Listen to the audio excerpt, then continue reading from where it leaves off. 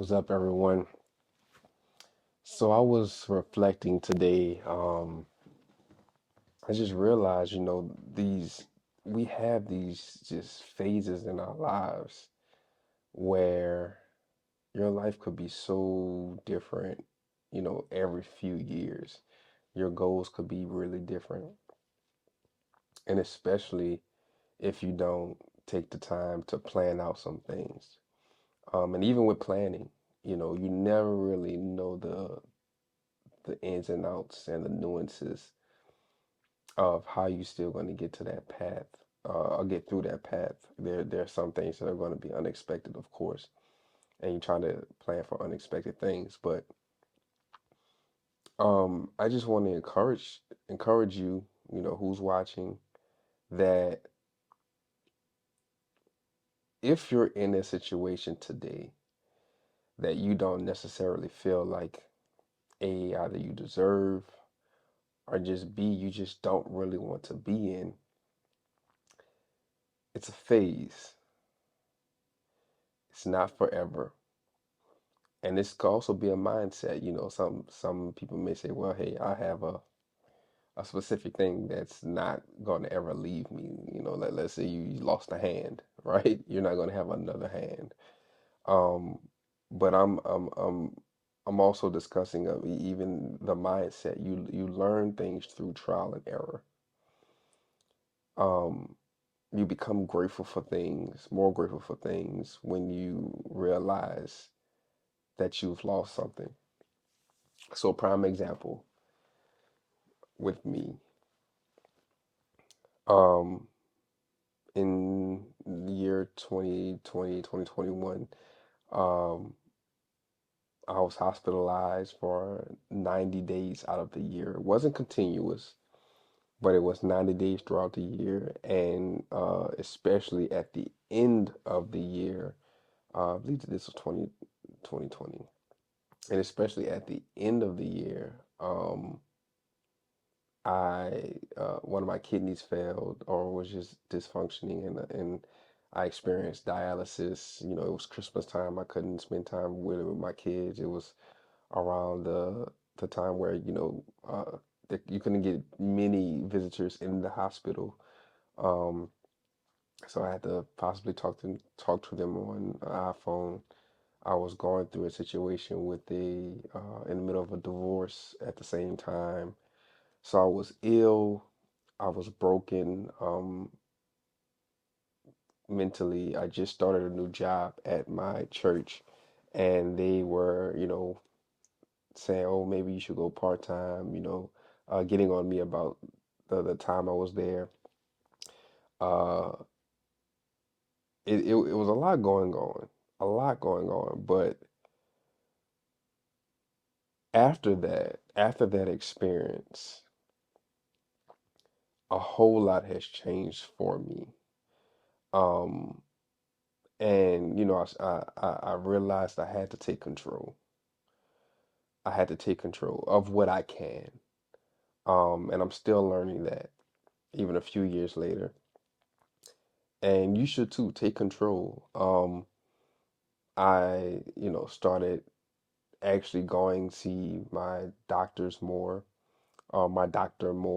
being proactive and finding the right doctor, and trying to learn what's going on with my body at that time.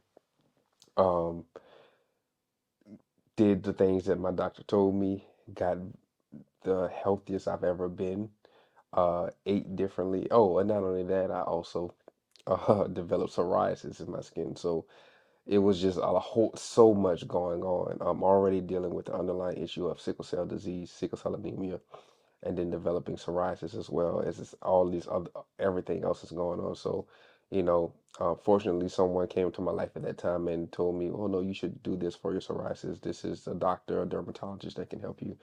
Um, and so on and so forth. But everything else, I took it upon myself to figure out what can I do better.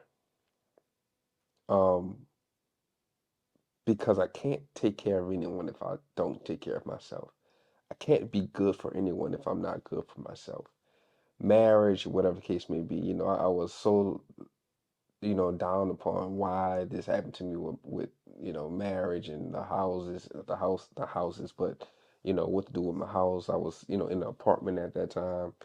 Um, it was just so much, and we could be at our lowest points, but you may be meant to be at a low point in order to change your life.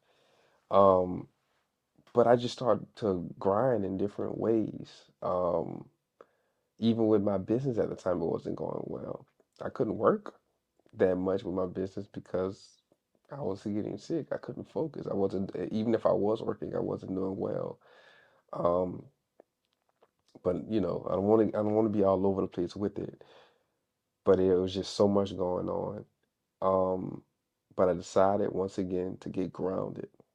You know, talk to God, work out, take boxing classes, try new things, um, be healthy, uh, disengage with negative people and negative spaces.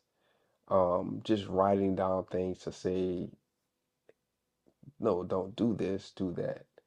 Getting things right. I'm telling you something based on somebody that was losing they lost their whole old life, and now I have to live in a new one, and I don't regret it. Is it hard to get through? Yes.